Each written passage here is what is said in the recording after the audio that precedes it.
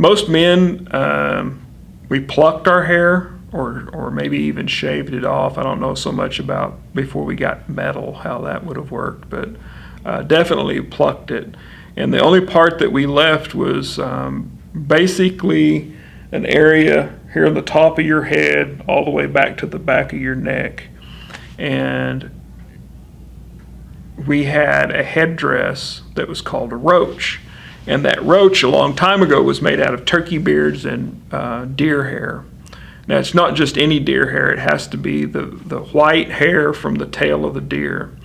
And when the first thing that you did as a young boy, if you wanted to, on your path to becoming a man and becoming a warrior, was that you went along on a raid or into battle. Your responsibility was taking care of the horses to make sure they didn't run off or that they weren't stolen by the enemy or something.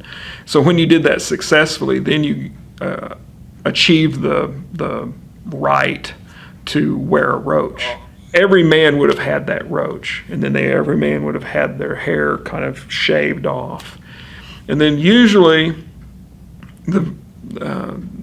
they would end up wearing like a piece of cloth in historic times, or usually like a strip of otter that was turned around and kind of sewn into a cap that might be on there. There might be 2 feathers in the back of that cap, or in the center of your roach there would be a eagle feather. And it's always the center tail feather off of a golden eagle is what it is. And if you just look up a golden eagle tail as it's fanned out, there's one feather right in the very center of that tail that is perfectly straight. All the others are going to bend towards the center, but that one in the middle is perfectly straight, and that's the one that you want in your roach. Later on in history, Pawnee men would wear cloth. We also are wrapped around their head. They would also wear what was called like a finger-woven sash or belt or something like that. Most of the time, those men belonged to a bear society. Each one of our bands had this bear society.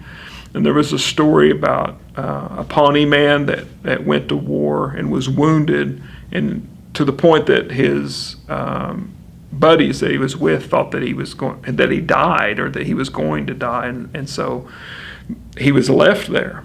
And he didn't die, and along comes this grizzly bear, because grizzlies used to live on the plains, not in the mountains. And that bear was mystical, and it taught him all these medicines to help heal his wounds from warfare. And after he healed up and was able to get around on his own, he went back to the Pawnee villages. And so he brought this information, this medicine that the bears taught him was for war wounds. And from that, these different societies sprung up. And each member of these war societies, this bear society, had these bear claw necklaces. And so on a grizzly bear, they have toes, fingers, just like a human. And they would take the middle 3 claws out of the bear's paw, which are usually about 5 inches long, maybe longer. And they would take those and they would make a necklace out of them. And when you see a picture of them, it looks like there's fur. And it's not bear fur, though. It's otter. And it's wrapped around and around and around and around. And then inside that, there's medicine in there that helps the wearer, probably for protection or for blessing or whatever. And we were identified very uniquely by our moccasins. So nobody else, I'm thinking, nobody else in the United States has moccasins that look like ours.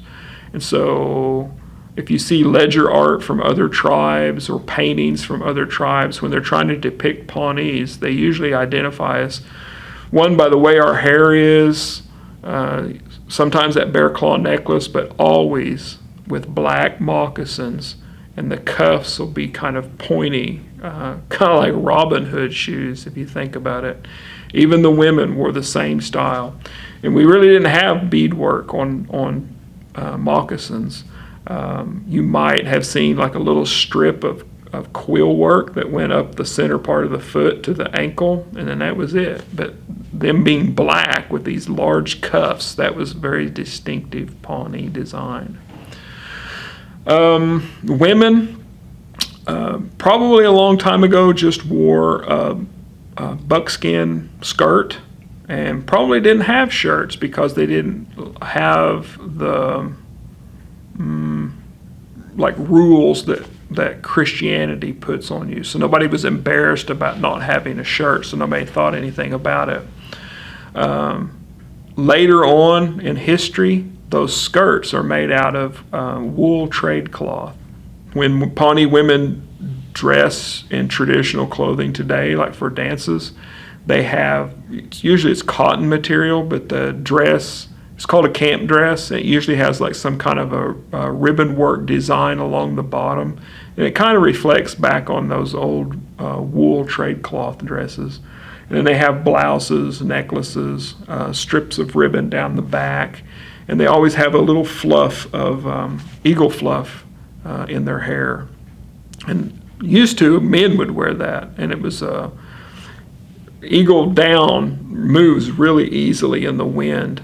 You don't even have to have wind, just air movement will cause it to move.